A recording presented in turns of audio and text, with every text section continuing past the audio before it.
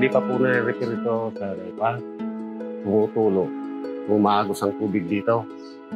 Ay halos butas-butas po yung ngiro, tapos talagang kinakalawang na po siya. Ngayon, nakikita naman lahat na talagang bagong-bago siya. Talagang sa paningin, talagang gumanda talaga.